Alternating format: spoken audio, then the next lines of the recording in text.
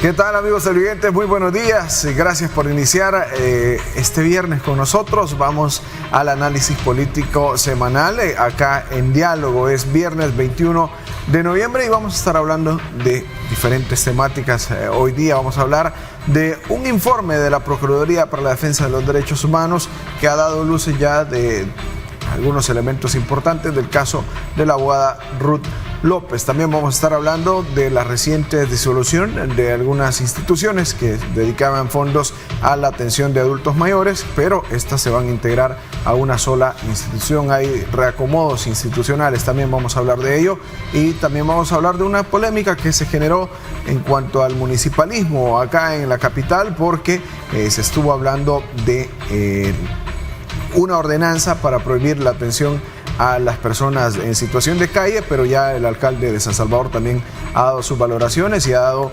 explicaciones de cómo se busca reordenar los espacios públicos. De esos y otros temas hablamos de resto en el viernes. Buenos días. Hola, buenos días, Luis. Sí, en efecto, pues es una gama de temas importantes que vamos a aprovechar debatir con nuestros invitados esta mañana, ¿verdad? Por esa razón vamos a darle la bienvenida a ellos. Saludos, bienvenido Aldo Álvarez, ¿cómo estás? Qué gusto saludarte. Gracias por acompañarnos. Bastante bien. Bienvenido. Gracias por la invitación.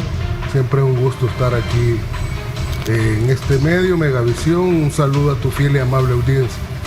Muy bien, Bessie Ríos, ¿qué tal? Buenos días. Buenos días, Luis. Buenos días, Ernesto. Un gusto saludarles y un placer acompañarles aquí en el programa de diálogo, en el grupo Megavisión, y un saludo para todo el auditorio que está siempre pendiente de usted. Licenciado Manuel Someta, como siempre, agradecido de su presencia acá con nosotros. Sí, buenos días, siempre yo pues contento de compartir aquí con los colegas y de poner los puntos y los contrapuntos sobre la mesa. Luis. Sin duda, y nos esperan cada viernes, claro. Están pendientes de cómo se muy a la expectativa de saber los insumos pertinentes que cada uno puede dar para construir su propia lectura con relación a los temas que vamos a tratar. Así mismo, introducimos el primero, un informe de la Procuraduría para la Defensa de los Derechos Humanos sobre el caso de Ruth Eleonora López. Iniciamos con este porque ya a través de la Procuraduría se ha dado a conocer la situación de la abogada López. La Procuraduría confirma que se encuentra recluida en el Centro Penal de Izalco, que ha sido visitada, que según el reporte oficial está en buenas condiciones, descartando así cualquier señal de desaparición forzada, como en algunos momentos se habían señalado. El informe abre el debate sobre la transparencia en este tipo de procesos, en el acceso a la información pública y también el rol de la Procuraduría para casos que involucran a figuras como la abogada López. Analizamos qué implica este tipo de pronunciamientos y si son suficientes, porque para responder las dudas planteadas por la comunidad jurídica y también organismos internacionales que han hablado mucho del tema. Así es, un tema bastante emblemático que sin duda alguna pues trae consigo reacciones, y a partir de estas declaraciones que son bastante, digamos, contundentes al señalar que ella está recluida precisamente en el penal de Izalco. Vamos a ver. Pues empieza a ver si a ella le gusta el tema. ¿Sí? Yo lo que quiero saber es dónde está el informe, porque lo que hubieron fueron unas declaraciones en un programa de YouTube, y ese informe oficial no es.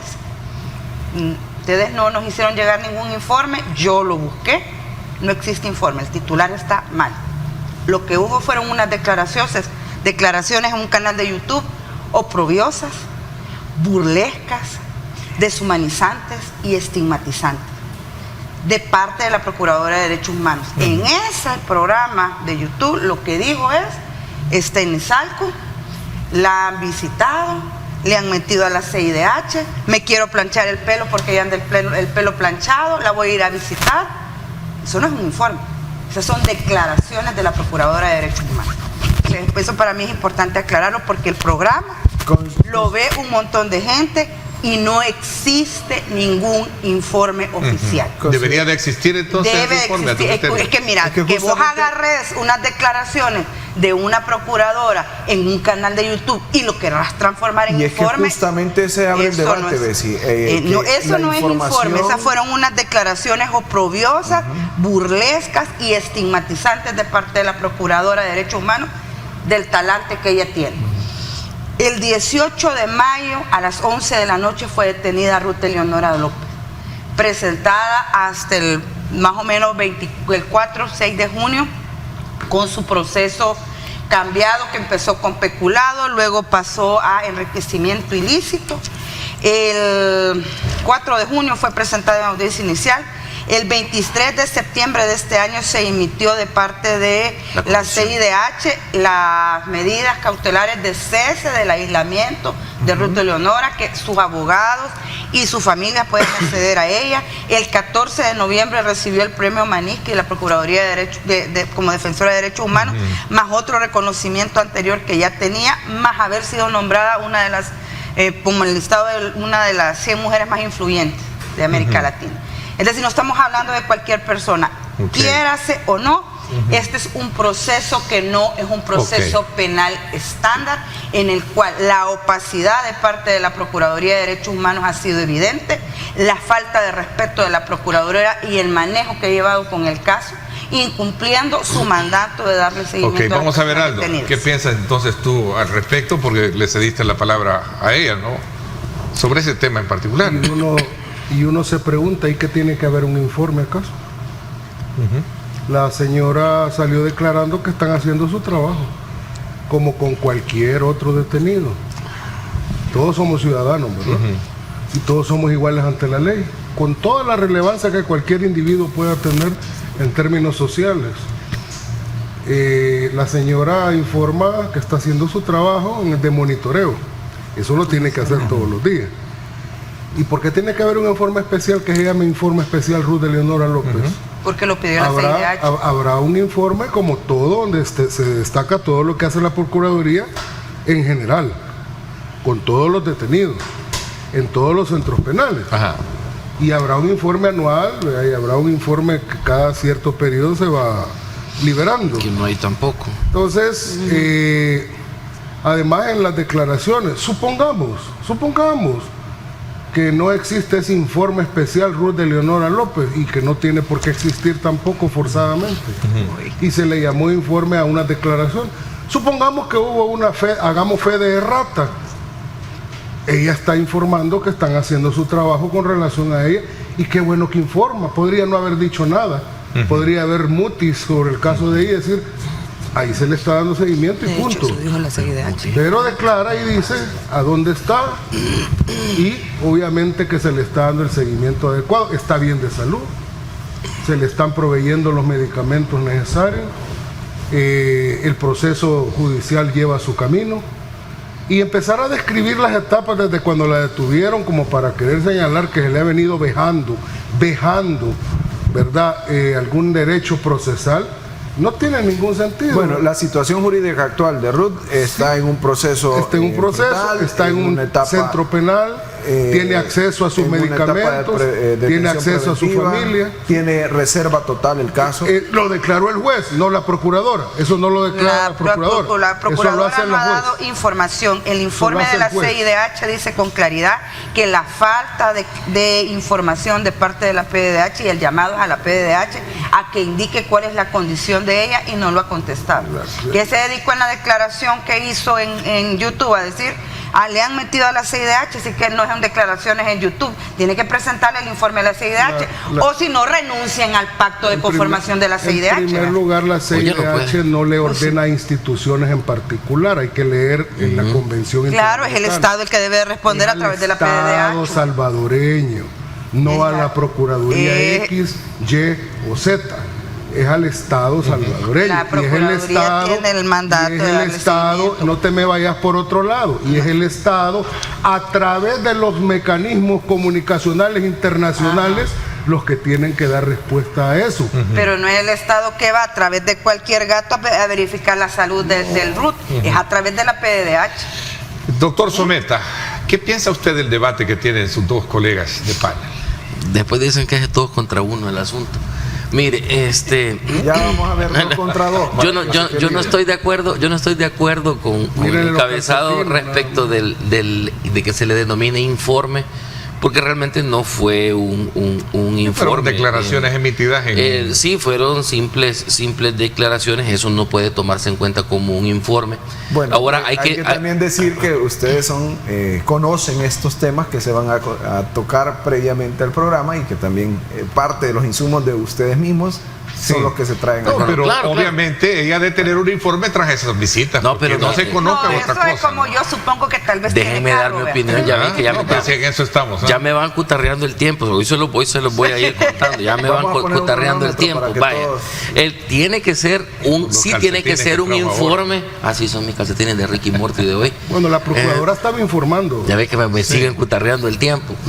Eso no es un informe, porque los informes, especialmente para la Comisión Interamericana de Derechos Humanos, que es quien requirió este informe, se hacen por escrito y se remiten, y sí lo tiene que hacer, contrario a lo que manifiesta el colega, salvadoreño, pero tiene que hacerlo a través de la Procuraduría, y el Estado a través de la Procuraduría ¿y quién más va a informar sobre la situación de los derechos humanos de ella si no es la Procuraduría de los Derechos Humanos? No vamos a mandar al ministro de Seguridad. Usted sabe de derecho internacional, hasta escrito algo por ahí. Pues por eso mismo se lo digo, que se tienen que responder por escrito. Es la resolución de medidas cautelares 667-2025, donde la Comisión Interamericana de los Derechos Humanos le solicita al Estado salvadoreño que remita un informe sobre la situación de los derechos humanos de Ruth López. ¿Cuál es la institución encargada por velar el cumplimiento de los derechos humanos? Es la Procuraduría para la Defensa de los Derechos Humanos. Pero es que aquí no tenemos que estar llamando las cosas por otro nombre ni confundiendo a la gente. Así es como se debe de contestar. Pero aparece la señora burlándose de Ruth, que por su pelo, que por los talleres en los que está, en lugar de procurar por agilizar el proceso y garantizarle sus garantías procesales, valga la redundancia, para que esto se apure. Que claro que no es trabajo de ella andar agilizando. Colega, por favor, no nos vamos a poner en esta condición simplemente velar porque los derechos procesales se cumplan. Y no es lo que estoy diciendo, no andar agilizando procesos. Es lo que estoy diciendo yo, que ella tiene que velar porque se le garantice. Y claro que sí, tiene que pronunciarse si ha habido un atraso. No podemos ya velar por el debido proceso. No podemos, colegas, seguirle mintiendo a la gente de esa forma tan descarada. Ella es la encargada de velar porque se le garantice el proceso, y si el proceso se está atrasando, ella debe de pronunciarse para que el proceso camine. Porque un retraso en su proceso es automáticamente una vulneración directa a sus derechos humanos. ¿Quién dice que se está atrasando? La gente también un retraso se está atrasando. No se está atrasando en este momento, pero ella es la encargada de velar porque así sea. Ajá, pero estamos hablando. Y eso tiene que estipularlo por escrito. Y eso tiene que estipularlo. Como si en caso estamos opinando de un supuesto tal informe que no existe. Claro. Como le pusieron aquí informe, de eso estoy hablando, de lo que debe de contener ese informe. Ella tiene que decir o tendría que haber dicho en ese informe por escrito que a ella se le está siguiendo los procesos, que están en los términos normales según los plazos establecidos. Pareciera ser que la palabra informe es la que ha venido un poco a elevar. Claro, porque lo de ella fue una entrevista graciosa donde ella quiso suavizar la situación. Y el resto, entendería yo que todo funcionario, a partir de una declaración que emite, tiene datos que pertenecen a un informe. A lo mejor que no se dio en un contexto de un informe. Pero si no se hace público, no es informe, porque no está informando, Neto. Si no se hace público, no es un informe, porque no se está informando. La idea de hacer un informe es el de informar públicamente sobre algún acontecimiento. Debería de haber un informe. Primero tendría que haberse hecho público el informe, solo para nosotros, y luego la declaración. Tal como lo ha pedido la CIDH. Hay que entregarlo así. Como parte de las medidas cautelares. Perfectamente la CIDH, como ahí sí, el que nada debe, nada teme, la CIDH hace público el informe. Aldo, ¿qué piensas entonces de...? Es que este parece una discusión bizantina. O sea, ¿qué caso tiene que haber un informe especial que llame Ruth de Leonora López? Y si la tal porque la comisión lo está pidiendo, y así se tiene que llamar. La Internacional ha declarado presa de conciencia. Si la tal CIDH, de la cual yo ya he recomendado personalmente que el Estado salvadoreño se retire de ese adefesio. Claro. Al estilo de Venezuela. Claro, porque usted está de acuerdo con que se vulneren los derechos humanos. No, es por otras razones de fondo, no de forma. Y tiene que ver con cuestiones de la teoría de los derechos humanos, la que siguen ellos, el guión que siguen ellos. Ay, que vos insistís que hay una nueva teoría de derechos humanos, a lo que me refiero, ya lo he dicho públicamente, no es ningún secreto. A lo que me refiero es que si la tal CIDH le pide un informe al Estado salvadoreño, hay maneras como se responden desde la institucionalidad salvadoreña. Cuando un organismo internacional le pide un informe a un Estado, ¿cómo sale la información de ese Estado? Nosotros tenemos aquí una Cancillería, tenemos nosotros institucionalidad, hay maneras como la información entra y sale de un país formalmente hablando. No es ninguna procuraduría ni la Procuraduría remite a Cancillería remite a la CIDH, siempre es la Procuraduría la que informa. Esas fueron unas declaraciones que la señora dio en un programa, sea de YouTube, sea del que sea, porque le preguntaron del caso, y ya de eso deducen que no, ese no es informe. Sí. Aquí no tiene por qué haber. Insisto, son datos o relatos que describen y se amparan en algún informe que a lo mejor ella pudo haber tenido. Un monitoreo constante que no, se hace. Neto, es que usted le quiere hacer el informe a la procuradora, no le ponga el informe. Ella hizo la declaración, la declaración. Por cierto, tema propuesto por Desi Ríos, ¿sí? Como tal, él decía pues que no sé si me voy a meter en problemas, dijo la señora procuradora a la hora de decirlo, porque el caso también tiene reserva. Bueno, está en Izalco. Además yo quiero preguntar públicamente, me mandaron el nombre de los temas y ahí decía informe como tema. Yo no lo propuse, no sé si yo propuse el tema de las declaraciones de la procuradora, no informe. Ahora decir que y también aceptó, porque la producción les manda los temas cuando se va, y dijo, vos misma le llamaste informe. Yo tengo la culpa que tengan el nombre, no es responsabilidad del equipo editorial. Bueno.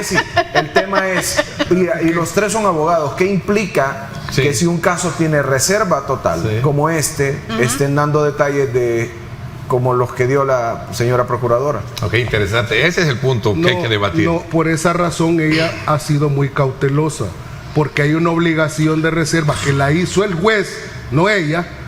Ella no es juez. Y el juez, y ella, si da más información detallada del pregunto caso, por lo que ella decía, no sé si me voy a meter en problemas por decir esto. Podría violarse la reserva que ha declarado el juez. Ella tiene que ser muy cautelosa.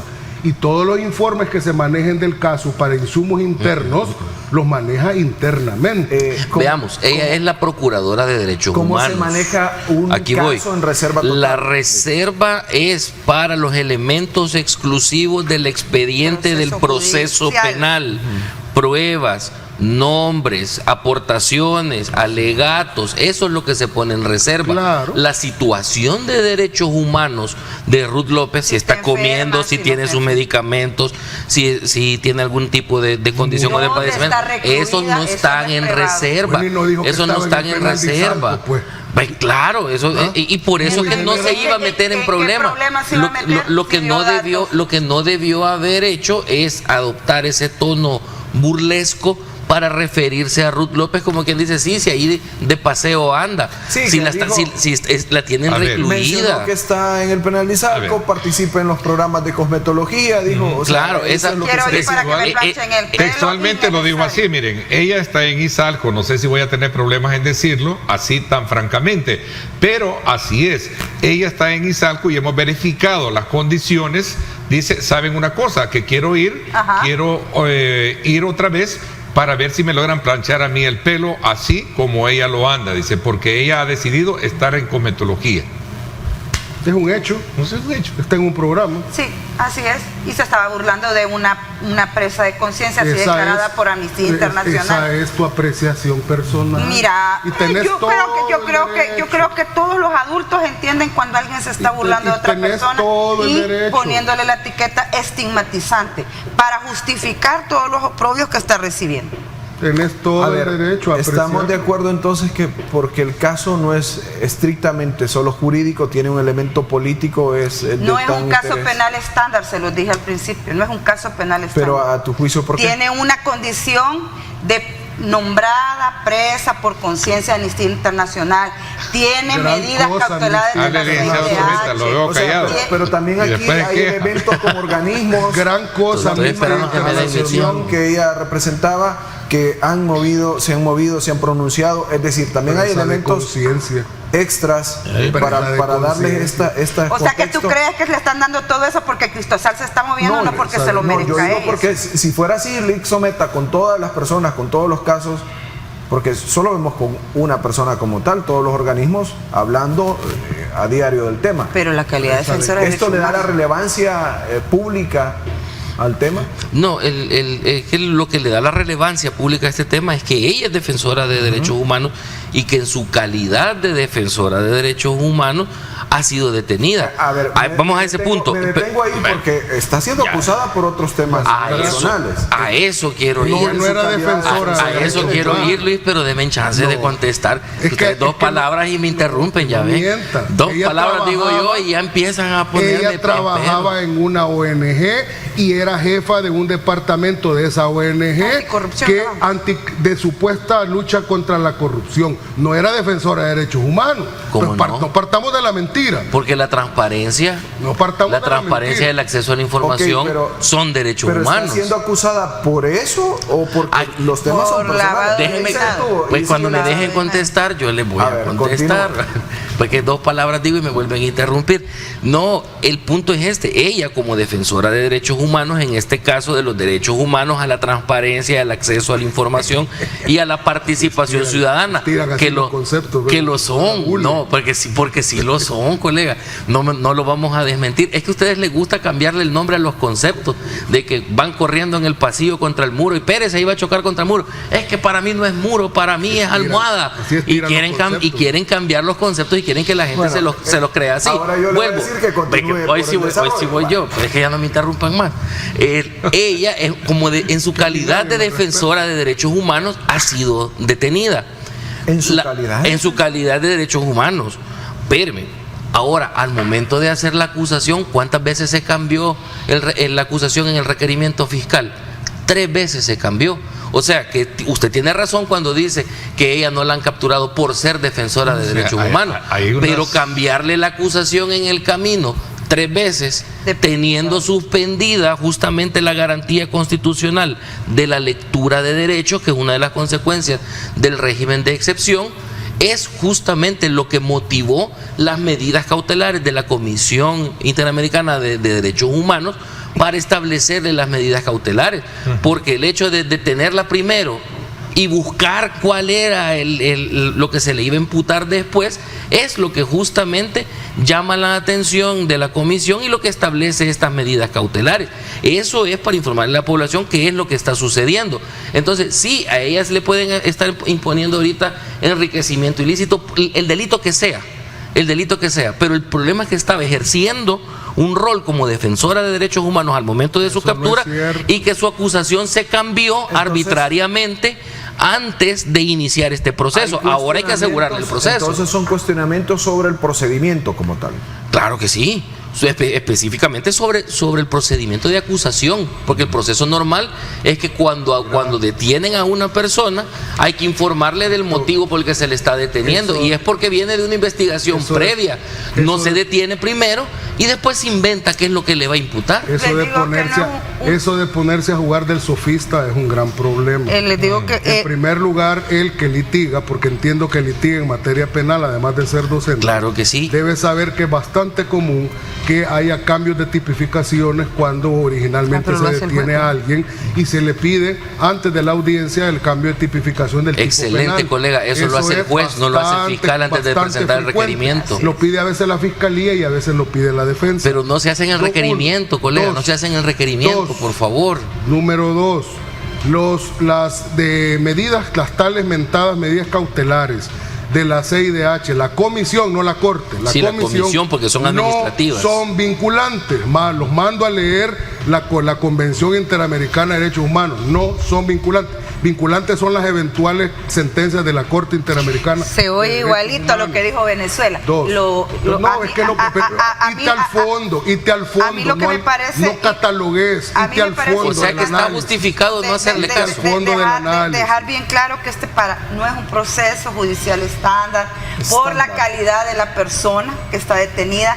Si el Estado ha recibido 15 denuncias de parte de esta persona que las presentó en fiscalía y de repente la captura, perdóname, las circunstancias te generan la animadversión y el escozor. Es cuando el Estado debe de garantizar con mayor medida que se encuentre en una calidad correcta esta persona, si es la que te ha estado acusando por casos de corrupción. Presos de conciencia. Bueno, presos de conciencia, mi abuela. Mira, sí. Yo durante muchos años tuve, digamos que coincidí cuando era director de la Junta de Vigilancia Electoral por mi partido, cuando fue ella la mano derecha del que está preso ahora también, que es el señor Chicas, y trabajaba en el Tribunal Supremo Electoral.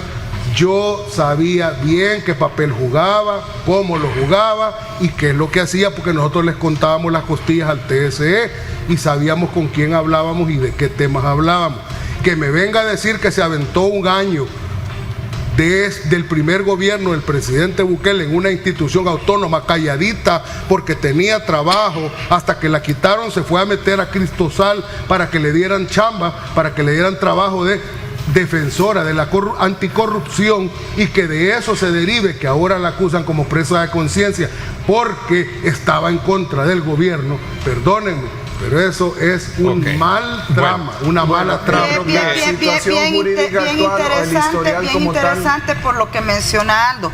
A Colindres se le dieron las medidas y ganó en la CIDH por haber sido destituido como magistrado del Tribunal Supremo Electoral y el Estado pagó. O sea, eso de tener doble estándar a la hora de que dan medidas las CIDH, como que no bueno, hemos logrado en esta, digamos, en esta etapa del programa elevar a la categoría del debate de mucha altura. Interesantes los puntos que cada quien tiene con relación a este tema. Ahora, que sin duda alguna traza. Déjame decir algo para que no se malinterprete mis palabras. Sí. Porque públicamente lo he dicho. Fui el primero que lo dije, ahí pueden revisar los archivos. Yo llamé a que se le garantice el debido proceso a esa señora, todas las etapas procesales, que tenga derecho a la mejor defensa del mundo y que para que al final, cuando hay una condena, lo deja claro. Quede claro. Pues sí, pero aquí a quien se le está pidiendo que informe a la defensora, no a Aldo Álvarez. Pero vámonos a la pausa y compromiso. Vamos a hacer pausa. Actualmente la señora, el 4 de junio se le decretó prisión provisional de 6 meses. Fue ratificado por la Cámara Primera de lo Penal de San Salvador porque pidieron medidas alternas a la detención, pero fue rechazada. Y la Sala de lo Constitucional también dijo que no había violación. Nos vamos a la pausa. Vámonos a la pausa y regresamos con más de nuestra agenda de temas esta mañana. Pero antes queremos decirle a ustedes que el sabor de Sopas Lucky es otro nivel, ¿verdad? La de res nos hace saltar de alegría. Sopas Lucky, el sabor lo dice todo. Búscalas en tiendas y también en supermercados.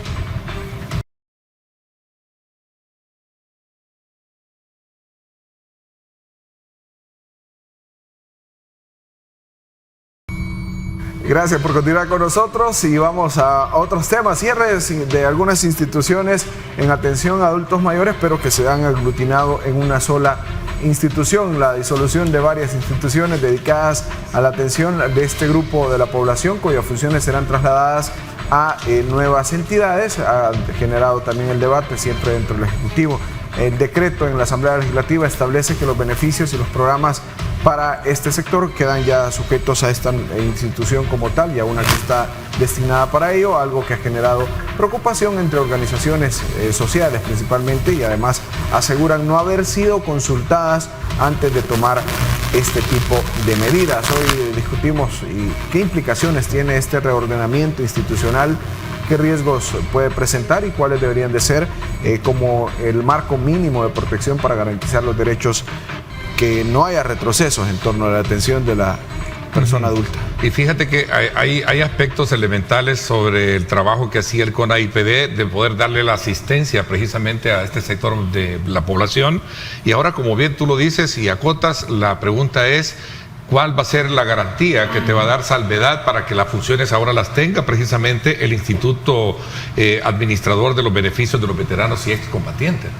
Licenciado Someta, ¿cómo analizamos? Vamos a dar el espacio ahora. Que empiece Someta, que empiece ahora. Ahora sí, miren. ¿Cómo hace con los alumnos? ¿No le gusta a usted que lo interrumpan? Este es el primer programa en el que me dan ya tiempo para expresarme. Expláyese. Si se va saliendo del tema también me vuelven a incorporar. Mire, este es una muestra más del enfoque centralizador que tiene este gobierno, lo cual yo no digo que es malo en tanto sea eficiente, pero también, y esto sí, de las prioridades que tiene este gobierno.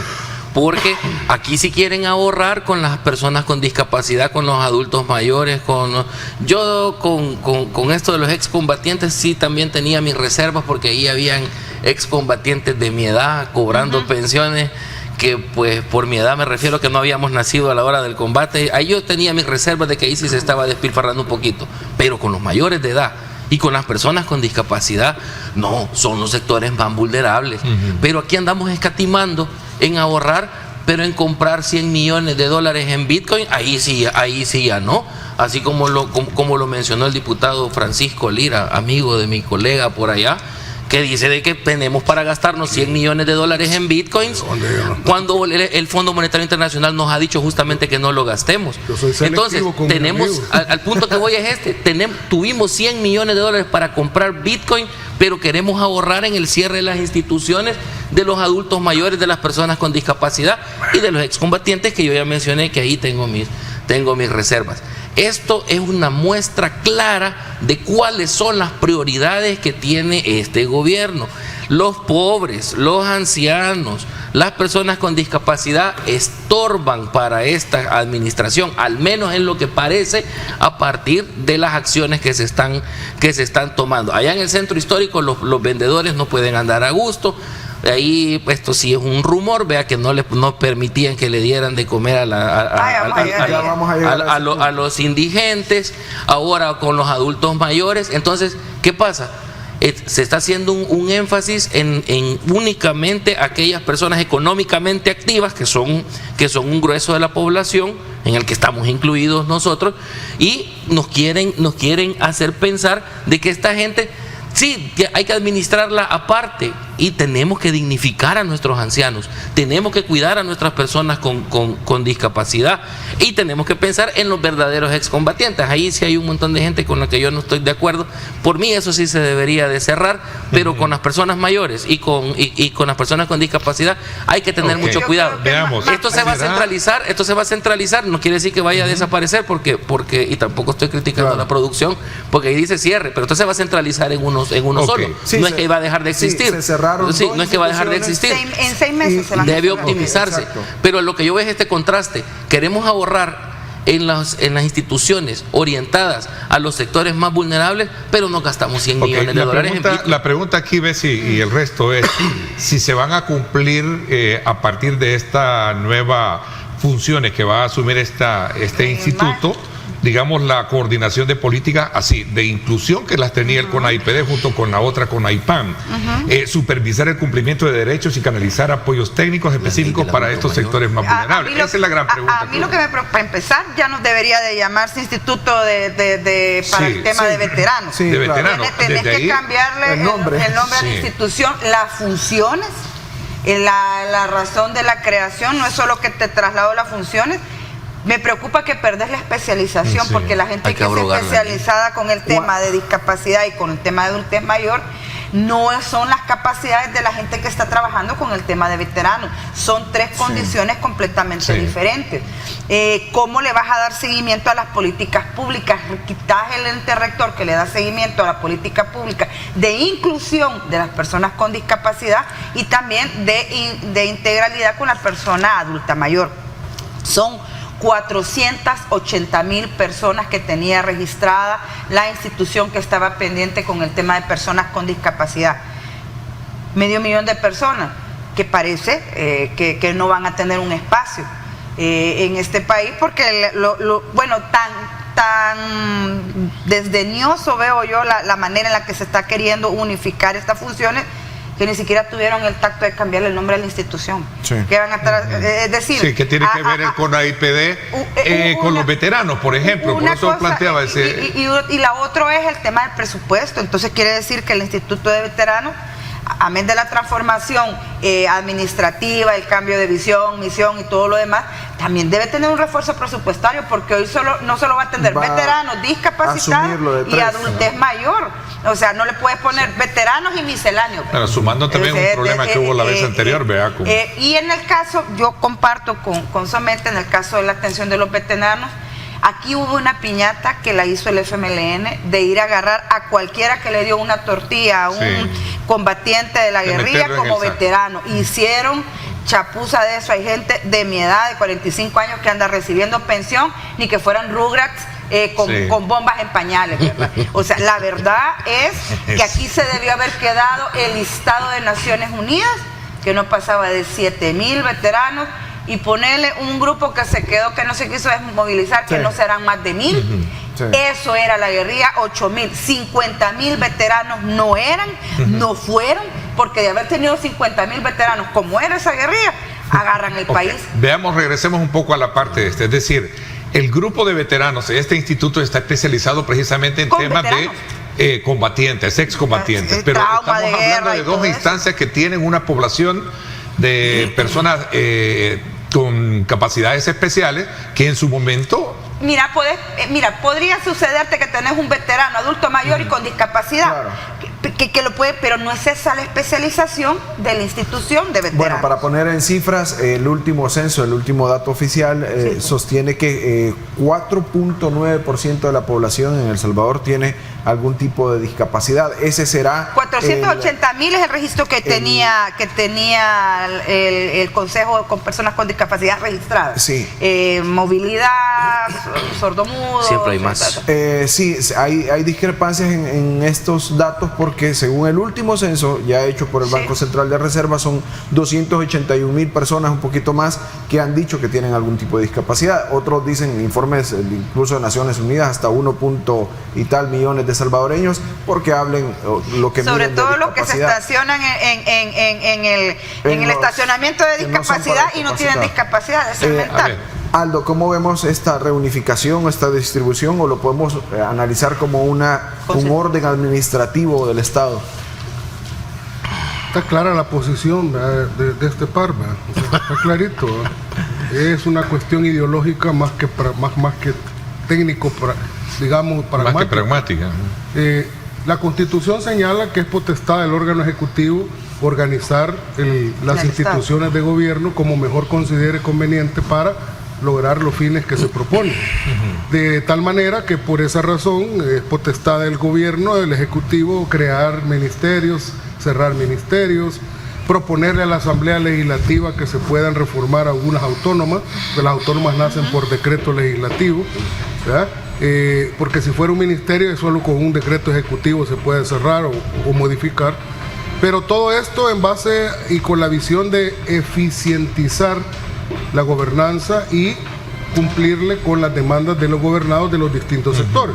Hay un sector de discapacidad, un sector de adultos mayores, sector de los tales veteranos. En eso voy a concordar con los colegas, que eso se hizo una piñata, porque los desgobiernos del FMLN especialmente, pero también lo hicieron los de Arena, se encargaron de ver números. Eran números, aquí hay un número de personas igual voto. Ellos no veían al individuo, veían al voto. Por eso no es ideológica la postura. Así como hicieron los cálculos perversos con los pandilleros, votos igual ejercicio del poder, no nos interesa que se muera nadie. Así eran de desgraciados, así fueron de desgraciados esos de gobierno. Entonces ahí veían en los tales veteranos votos. Un tiempo. Y entre más veteranos habían, aunque estaban en pañales, no importa, metan a los hijos, a los nietos de los que pelearon también, hagamos una piñata para que voten por nosotros.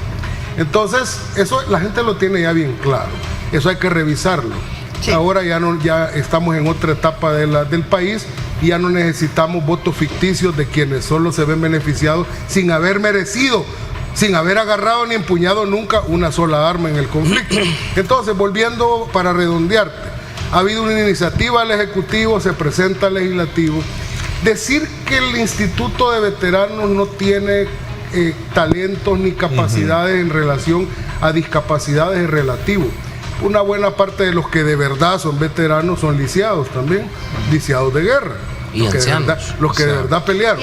La especialidad para poder definir una política de atención a un sector más general, esa es la pregunta. Evidentemente que tendrá que haber una revisión del nombre. Claro. Eso está claro. Sí. Tú compartes esa parte. Por supuesto, tendrá que haber una revisión del nombre.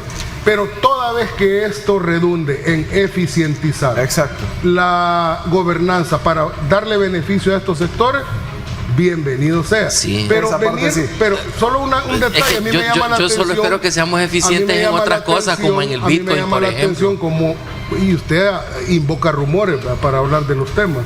A mí me llama la atención cómo el colega Someta, bien frescamente, solo porque hay una reforma legislativa de 2 instituciones que se van a unificar, ya dice que a este gobierno los pobres le valen, le estorban. Vean, los pobres, los que venden en la calle. Bueno, el partido... ¿Dónde están las reformas legislativas para los que venden en el centro histórico, por ejemplo? No conoce las potestades administrativas, hombre. Venirle a enseñar derecho constitucional está bien fregada la cosa. Entonces, yo soy profesor de derecho constitucional. Yo redondeo con lo siguiente.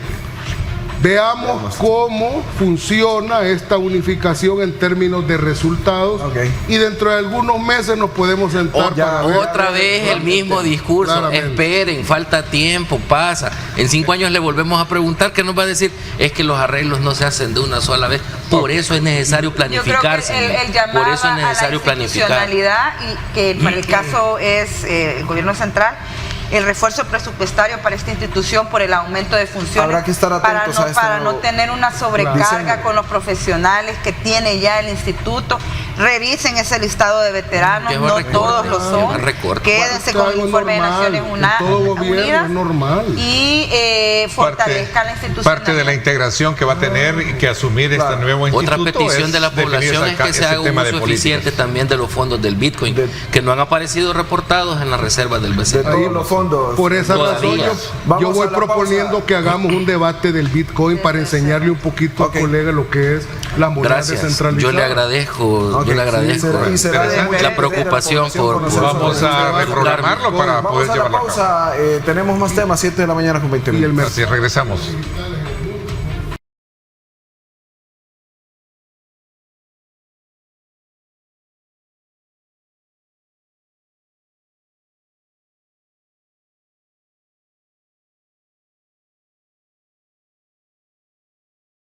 Muy bien, y gracias a Sanet continuamos en este bloque. Vamos a hablar del nuevo Hospital Rosales. Es el tercer punto que traemos para el análisis de este viernes.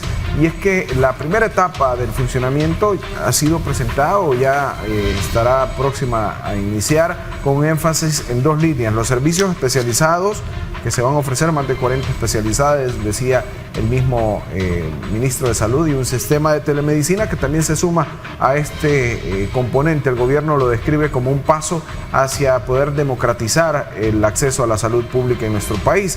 Hablaremos sobre la capacidad real que tiene este nuevo hospital, su equipamiento, la cobertura proyectada y los retos que persisten en el sistema de salud pública, especialmente en la atención primaria, en tiempos de espera y demás, y que un poco es lo que quieren calmar la espera de la gente en torno a esta nueva, este nuevo procedimiento de telemedicina. Esta nueva modalidad de doctor SV. Así es que... Vamos primero a las maravillas. Digamos primero a las maravillas, porque ahí hasta ver si está de acuerdo. Empezamos por... Vaya pues, yo por supuesto que estoy de acuerdo. Vamos primero hoy sí vamos a hacer 2 a 1. Las maravillas del Hospital Rosales. El sistema de salud como tal, el nuevo Hospital Rosales, ya próximo a ser el primer centro de salud operado desde la nueva visión hospitalaria, y se suma también doctor SV como para complementarlo. Menos mal que se burla, se critica el tono burlesco de la procuradora, el colega. Bueno, pues no, sí, es cierto, voy a hablar de lo que yo aprecio, porque yo no vengo a hablar maravillas de nadie aquí, porque a mí no me paga nadie, vengo a dar mi opinión. Mire,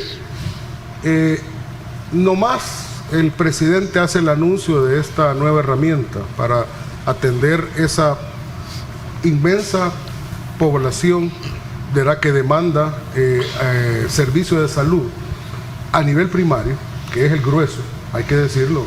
El grueso no son los que están internados en segundo o tercer nivel, sí, ¿verdad? Sino es la gente que llega por los padecimientos más básicos, que es el día a día. Nomás se anuncia, el presidente dice, miren, por cuestiones de cobertura vamos a comenzar con un grupo etario hasta los 40, luego vamos a continuar con los siguientes cada semana. Aquí lo dijimos la vez pasada. No había terminado de decir eso, ya salieron un montón, como ya no hayan ni de dónde, porque de algún lado los atacadores tienen que atacar por algún lado, aunque sea la belleza más grande del mundo. Mire, es el gran monumento de mármol, pero mira, aquí tiene un pedacito color negro. Postillado. Entonces ya algo hay que hallar. Pues ya estoy muy viejo para que me den cobertura. Entonces, bueno, ni siquiera fue una semana. Cada 2-3 días se ha ido aumentando los grupos etarios. Hasta que estamos ahorita, creo que hasta los 50 Hasta años. los 50 hasta los 50 estamos a este día que hablamos. O sea que ya entramos nosotros 3 ahí también. Nosotros 3, ustedes no. Bueno, yo estoy más joven que ustedes dos. Ahora, luego se critica, no, es que la inteligencia artificial le va a resolver. No, es un médico de carne y hueso el que recibe, y la gente con asistencia de una IA. Son las nuevas tecnologías. Sí, claro.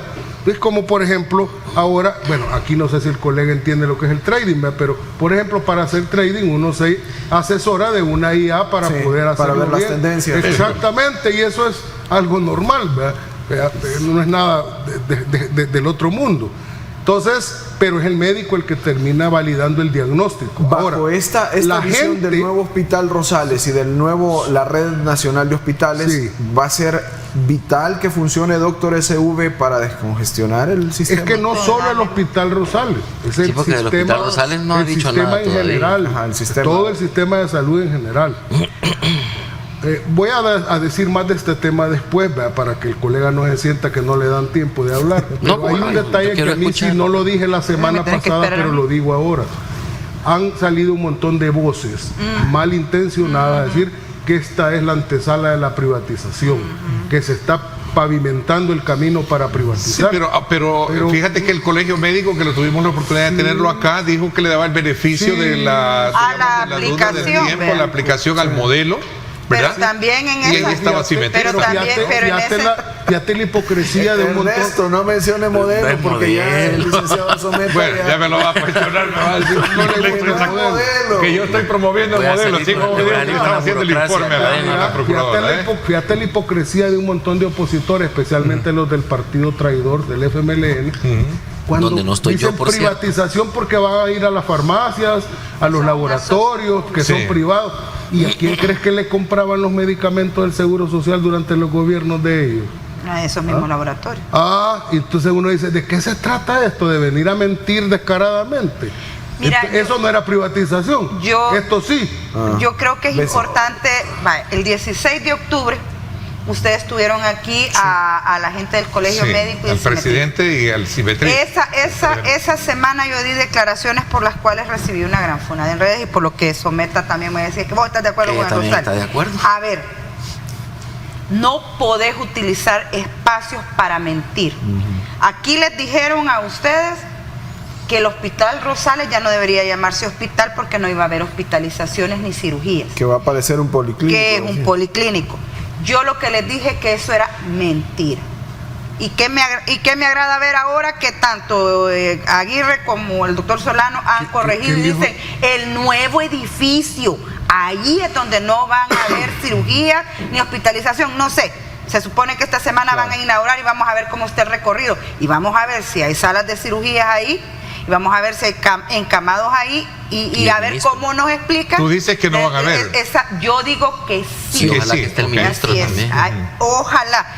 Mira, vos insistís con el tema de la PP, es una PP, no es una política pública, vos mejor que nadie saber, pero tiene por qué estar el ministro. Ahora, el Hospital Rosales está inaugurado desde ¿que la va a ejecutar? Desde 1902. Desde entonces no había tenido mayores remozamientos, mayores aportes, un poco de remodelaciones. Hay una línea bien débil aquí entre las expectativas de lo que esperas de este nuevo sistema, las críticas bastante sesgadas que han venido desde los sindicatos y la total opacidad que ha tenido el proyecto, porque eso tampoco lo puedes negar.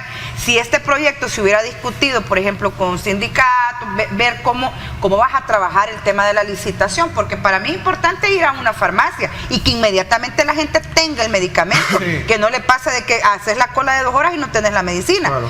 Pero eso requirió que una licitación. ¿Por qué esta farmacia y no otra? Bueno, ¿qué beneficios no solo es una, son por eso varias, 2 o 3 farmacias y laboratorios también, son de diferentes cadenas, ni siquiera correcto, es como que solo pero una ¿por qué se escogieron esas 3? Si en el país hay 9 líneas de farmacias. 300 Pero yo creo que hay Entonces, más, ¿no? No son se eligió porque hay cuál es la que tiene más puntos de venta, se eligió por la cual es la que te da el mejor De precio. hecho, porque yo fui usuario de el plan piloto, que fue Doctoriz.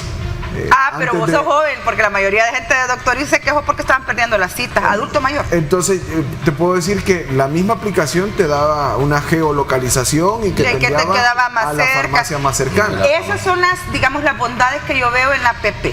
La aplicación te va a permitir que consultes cosas que no son urgencias ni emergencias, que tengas tu medicación y que no vayas al hospital. Eso es grandioso. Sin embargo, pero es una aplicación, eso no es una política pública.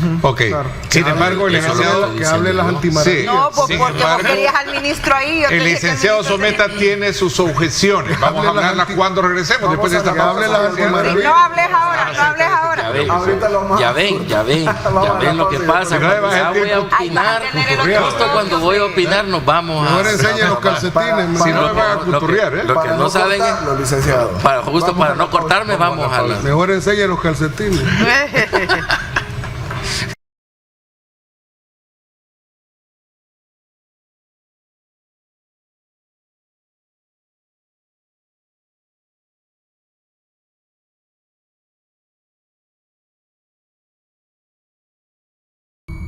Bueno, continuamos y seguimos hablando de el sistema de salud pública en nuestro país, el Hospital Rosales, que estaría próximo a inaugurarse, y también este sistema de Doctor SV, la aplicación que ha sido presentada para evitar la congestión en los hospitales. Licenciado Someta, las valoraciones en torno a esto.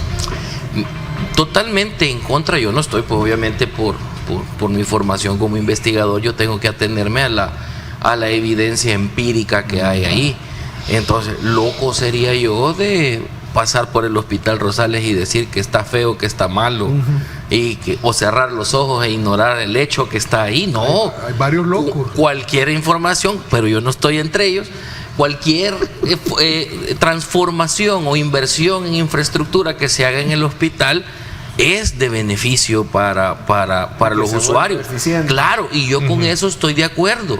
¿Y en qué no está de acuerdo? Ahora viene otra evidencia empírica. El gallo ahí, ¿no? ¿Cuáles son los indicadores que tenemos para saber que este proyecto va a tener de verdad el énfasis que se tiene? Porque esto es lo que abre la oportunidad a que los sindicatos estén tergiversando la información de la manera en la que lo hacen.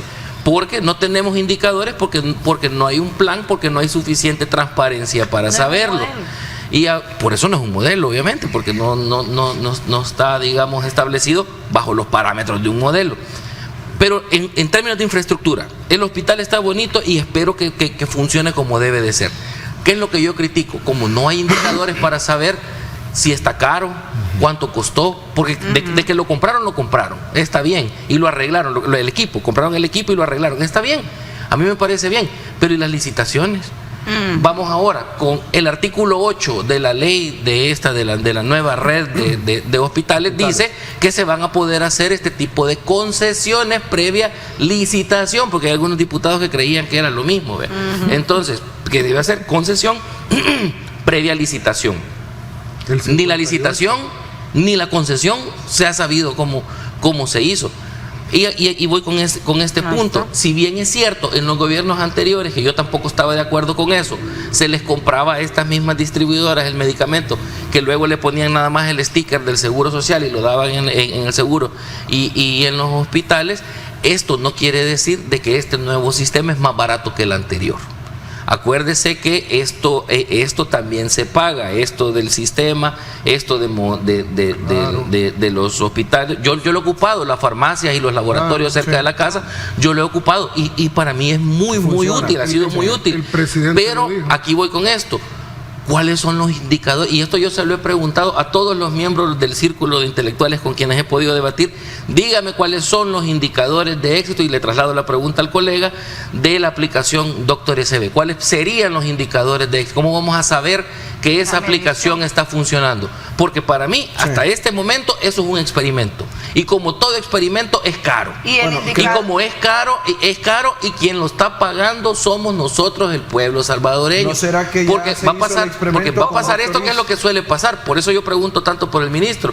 Porque si la aplicación no funciona, va a ser culpa del pobre Alaví, y si funciona, entonces va a ser un éxito del presidente, porque así se maneja, así se quieren manejar las cosas acá. Porque no es una política pública. Quien te iba a presentar la aplicación es el desarrollador para indicarte cómo debía funcionar.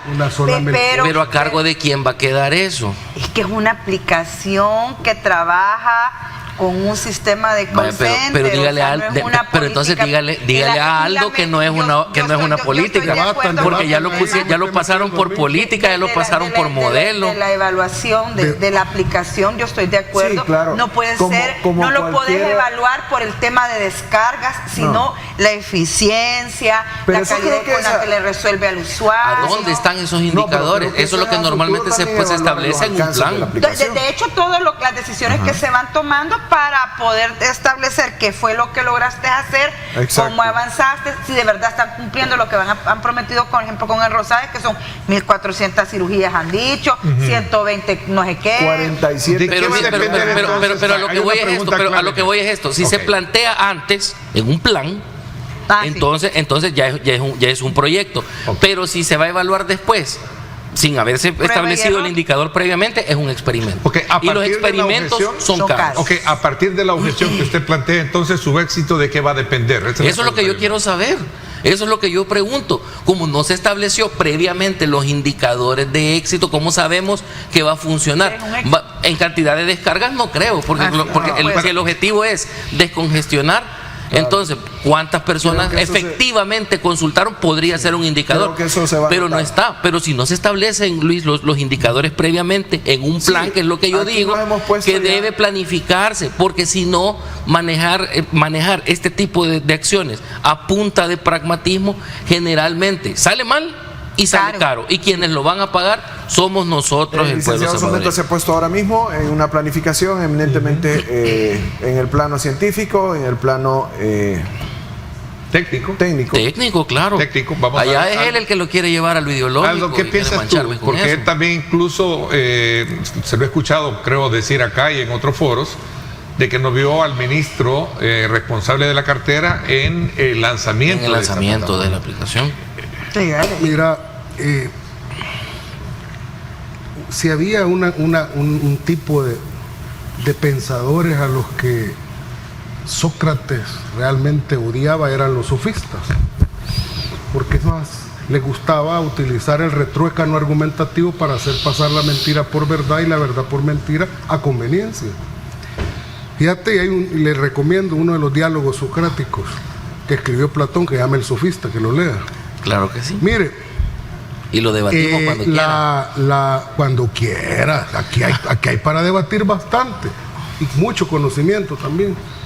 Mira, pero no se estaría bajando de su nivel para debatir. Cuando uno considera que es un experimento peligroso para alguna sociedad, que un gobierno tome iniciativas con relación a cumplir con sus obligaciones frente a los gobernados en términos de adoptar nuevas herramientas, modificar en el camino lo que se está haciendo, porque evidentemente las sociedades son dinámicas, los seres humanos inmanentes. Entonces, eso le llaman estar, digamos, experimentando. Pues sí, pero es que se gobierna también sobre la marcha, y eso lo hace cualquier gobierno en el mundo. Después de haber planificado, eso sí es cierto, pero después de haber planificado. Entonces, además venir a decir a decir la falacia de que aquí no se hicieron pruebas y no se probó, es desconocer, por ejemplo, yo no sé si el colega... No le cambie mis palabras, yo no he dicho que no se probó, porque para eso estuvo doctoriz, de que sí se probó, sí se probó. Lo que no se hizo fue planificarse, y si se planificó, no se hizo pública la planificación ni la evaluación.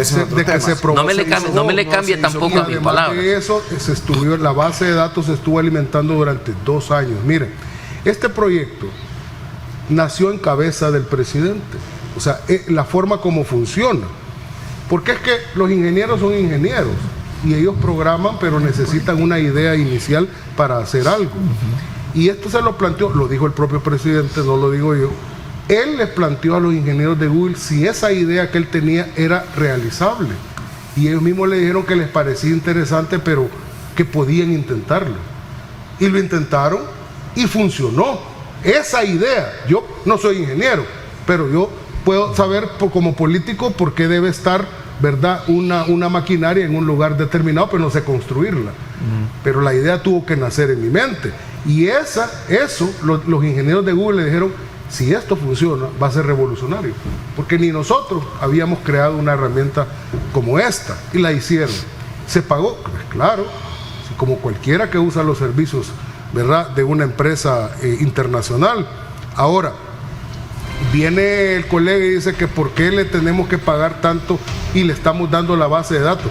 Hombre, si yo le encargo a alguien que me haga un software, yo le tengo que dar la información para que me haga el software. Yo tengo una empresa, le tengo que dar toda la información de mi empresa, empleados, toda la bitácora de las actividades que se hacen. Así funciona. Si no, no me va a poder hacer el software bien a la medida como yo lo quiero. Eso es algo que cae por su peso. Pero por último, yo quiero dejar claro de dónde venimos. Porque un montón de estos opositores rancios, hipócritas les llamo yo, desconocen. Espero que me esté excluyendo de esos opositores rancios. Que muchos, no partidarios más que todo. Gracias. No sé si usted se afilió. No, yo no me he inscrito, por eso quería que me Y le excluyera. prevengo que no lo haga si se quiere, si se aprecia. Mire, yo les voy a decir una cosa, de dónde venimos y ve si no me dejará mentir. En la época del asco, y por eso un montón de doctores han salido también a arremeter contra eso. ¿Saben lo que hacían? De los doctores de la red pública, muchos, no todos, hay que decirlo, es que daban una mala consulta, llegaban y marcaban y le decían a la gente que se fuera a sus clínicas privadas en la tarde. Ningún marcado, Osvaldo, se escribían en un libro que decía que habían llegado. Mire, yo la atiendo en mi clínica privada. Sí, porque se negaron a la marcación biométrica. Y fue durante la administración del Frente. Muchos se negaron a la marcación del Frente.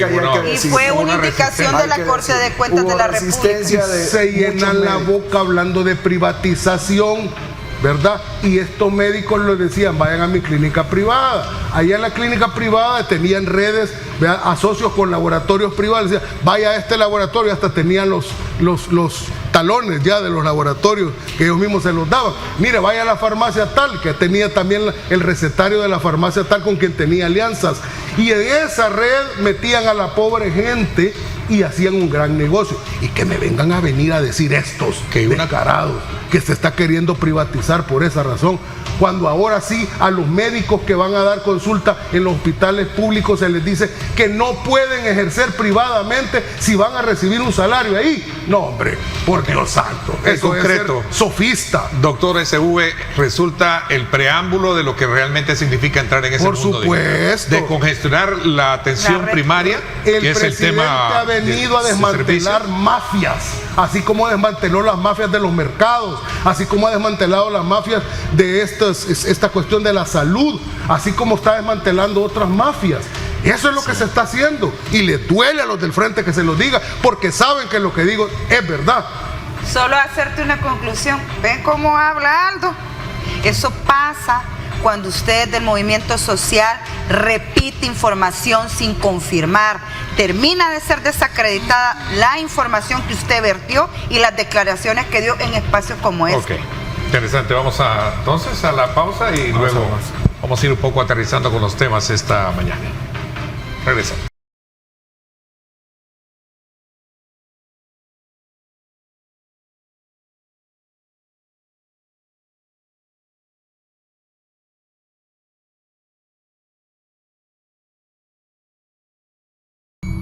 Bueno, continuamos con más y vamos a hablar hoy de la alcaldía y la regulación de espacios públicos. Ese debate que ya lo mencionaba el licenciado Someta, que se dio esta semana por una polémica en la municipalidad. La alcaldía habría emitido una supuesta normativa que prohíbe entregar comida en espacios públicos y a las personas en situación de vulnerabilidad, lo que generó fuertes críticas a la municipalidad de parte de organizaciones. Pero más tarde el alcalde de San Salvador salió a desmentir esta parte. Salió a aclarar que la medida busca ordenar el uso de áreas públicas y que se han habilitado albergues, centros designados para garantizar la ayuda a estas personas que lleguen a entregar de manera ordenada, segura y controlada. Así que de fondo el debate es el ordenamiento, restricciones para la solidaridad ciudadana, cuál debe ser el equilibrio entre regular y controlar en la capital la ayuda humanitaria. Eso se los planteamos. La labor pastoral de la iglesia está siendo detenida. A ver, tanto la iglesia católica como la evangélica tienen ese ministerio de chocolate y pan, por aquella cosa de dar de comer al hambriento. Es decir, eso es una labor que generalmente hacen las iglesias. ¿Cuántos no sabemos que en los portales se quedan cualquier cantidad de personas en situación de calle? Bueno, eso pasaba, hoy los pasan a recoger en un busito. Pero vos no podés obligar a una persona que no se quiere ir con vos a retirarse de él. Claro, eso sí. Y si una iglesia está ejerciendo su labor pastoral y te quiere llevar ahí al que no se ha ido por cualquier condición, él no debería, porque en este caso es la autoridad del centro histórico la que ha emitido esta regulación, no el señor alcalde, no sé por qué fue él y no el consejo el que dio la información. Y preocupa porque, bueno, primero estar bloqueando el trabajo pastoral de las iglesias, tanto católicas como evangélicas, me parece un poco grosero, porque no les permiten cumplir una de las 14 horas de misericordia para todos aquellos que tienen formación religiosa. Y luego el tema de que da la impresión que los pobres afean el centro. Y entonces hay que esconderlos, hay que meterlos debajo de la alfombra. Los vendedores se ven feos, también hay que quitarlos de ahí. Entonces, ¿para quién va a ser el centro? ¿Para los turistas extranjeros? No le robemos tiempo al doctor. No me roben tiempo, que con el hospital me quitaron bastante. No le vamos a cutonear, dice. Mire, lo que salió a decir el alcalde nada más es una muestra que el que se justifica se acusa, vea. Él no salió a desmentir, él salió a decir de una manera más elegante que sí es cierto que no le están dando permiso a la gente de alimentarlos, porque lo que salió a decir es que para eso hemos habilitado albergues, pero no dijo, no, sí tienen permitido que les traigan el alimento acá. Lo que él dijo, llévenles el alimento a los albergues. Y si no se quiere ir al albergue, entonces que no coma. Si lo traducimos en palabras, lo único que hizo fue ratificar que efectivamente no está autorizado. Ahora, el segundo punto, y coincido con Bessie, a él no le correspondía salir a dar esas declaraciones, sino a la administración del centro histórico. Entonces, no nos confundamos. Cuando salieron estas declaraciones fueron nada más para ratificar que efectivamente está prohibido darle de comer a los indigentes en el centro histórico. Yo, como no tengo formación religiosa, pues desconozco esto de los mandamientos. Para mí es una buena obra que incluso la gente de la diáspora lo suele hacer. Sí, es que los comunistas son ateos. Yo soy científico, es que no soy comunista, colega. Ya le dije que yo soy de izquierda moderada, cerquita a su postura ideológica, bastante cerquita a lo que más a la izquierda. ¿A qué voy con esto? Esto solamente es una muestra, como lo dije al principio, una muestra más de cuáles son las prioridades de esta administración, en donde los ancianos, los pobres, las personas con discapacidad y las minorías hacen estorbo. Los pobres y los vendedores de la calle afean el centro histórico, el lugar más bonito y más seguro de El Salvador, donde ya murió una persona a manos de un miembro de las Fuerzas Armadas, pero es el más bonito y el más seguro, y son las prioridades, están claras, y la gente tiene que saberlo. Estas son las prioridades, por eso andan los vendedores corriendo, haciéndole la vuelta al campo, porque no se está solucionando de ese modo. Y esto de la regulación de los espacios y de la prohibición de alimentar a las personas en situación de calle, solamente se ratificó con las declaraciones del alcalde. Dijo que se iban a investigar todos los casos y publicó en sus redes sociales que en un video, criticó un video de un pastor en el que dijo que no se podía entregar la comida a las personas en situación de calle. Luego, en el mismo video se admite que sí pudo entregar la comida a solo unos pasos de la plaza, ya que lo que estamos haciendo es ordenar, como lo hemos hecho en todo el centro histórico. Los sacamos, los barremos y los echamos debajo de la alfombra, y allá abajo de la alfombra ahí sí les puede llegar la comida, pero en el centro histórico no. Vamos a ver, Aldo, ¿qué opinas tú de este debate? Un poco más académico, ¿sí? Y algo así maquillado, suena a veces como la caricatura de aquel partido, el secretario general de aquel partido, que es caricatura del mismo. Mira, uno debe de entender que en materia de convivencia social Y a donde existen marcos normativos siempre tiene que haber, ¿verdad?, limitaciones de derechos, aún los constitucionales, en pro de la misma convivencia. Se llama orden. Decía John Locke, ¿dónde termina el derecho de mi puño? ¿Dónde empieza tu cara? Así de esa manera John Locke hacía a dónde termina mi derecho constitucional, por ejemplo, de libertad de expresión. Bueno, a donde no le reviento los tímpanos a otro porque me voy a predicar a la plaza pública con un gran, ¿verdad? Así, un gran bafle. Otras versiones, ¿verdad?, de la mexicana, ¿no? Exactamente, y entonces yo grito ahí, ¿verdad?, porque soy mi religión, y Benito Juárez. Y le reviento el tímpano al que va pasando. Eso no puede ser. Y si a eso le quieren llamar coartar el derecho constitucional, eso no se llama coartar derechos constitucionales. No estoy de acuerdo. Le declaro yo, le recuerdo que el Estado es laico. No, está bien. Yo con eso estoy de acuerdo. Aunque oraron en la asamblea. De hecho, por mí deberían de quitarse todas esas alusiones religiosas, hasta la fe en Dios ahí en la asamblea. Que los comunistas son ateos. Entonces, fíjense bueno, bien, ¿estamos o no estamos? Una cosa se llama orden. Hay que tener en cuenta el orden. Que si hay personas altruistas, sean religiosas o no, el altruismo no necesariamente es religioso. Si hay personas altruistas o hay personas religiosas que porque sus mandatos religiosos le obligan a que tienen a ejercer la caridad cristiana, por ejemplo, ¿verdad? Bueno, lo va a poder seguir haciendo en orden, en un orden. Una cosa es estar pensando en que es que los pobres estorban, se ven feos y hay que irlos a tirar a otros. No, orden. Se llama orden. Yo que he tenido, gracias. Se llama orden el que aquí estorban y afean y allá afuera del centro histórico ya no. Gracias al Señor Jesucristo, porque yo soy creyente. He tenido el privilegio de visitar otras ciudades en el mundo. Conozco bien que hay regulaciones en las ciudades a donde no se puede hacer cualquier cosa, so excusa de que yo soy libre y me puedo hacer lo que quiera donde quiera. Incluso hay ciudades a donde es penalizado orinarse en la calle, penalizado con cárcel, ya no digamos, no una multita ni nada, con cárcel.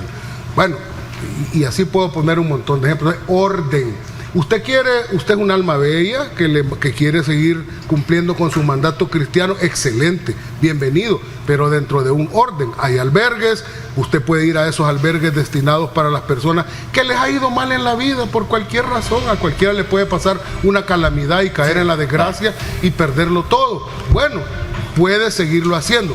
Este pastor que tú mencionas, yo lo conozco desde hace muchos años, es abogado, por cierto, también.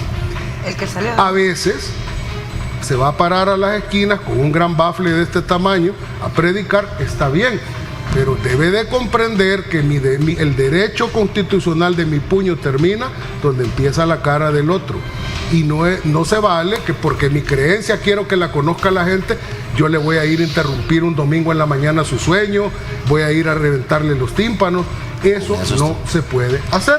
Entonces, concluyo con lo siguiente. Lo que se está haciendo es ordenar. Dos palabras. Eso va a ser bien interesante porque los pastores evangélicos, y desde hace rato se había pedido que no estuvieran predicando afuera de sus iglesias, porque si yo quiero oír su mensaje voy a su iglesia.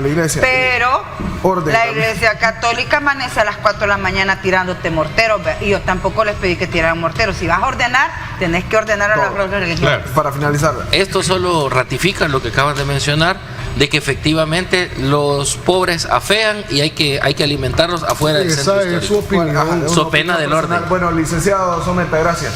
No, muchas gracias. Gracias por habernos acompañado, Bessie. También a ti, Aldo, gracias por habernos acompañado. Feliz fin de semana. Cuídense, pórtense bien y no ingresen a las estadísticas. De eso se trata, lograr recoger los insumos pertinentes, Luis, para que nuestro público pueda construir su propia lectura de los temas que hemos abordado. Esa es nuestra misión, que saquen sus propias conclusiones. Es todo, lo esperamos esta noche en Pulso Ciudadano, 8 de la noche por Canal 19, y nosotros volvemos el lunes acá. Feliz fin de semana, pásenla bien y como siempre recuerden lo más importante, amar a Dios sobre todas las cosas.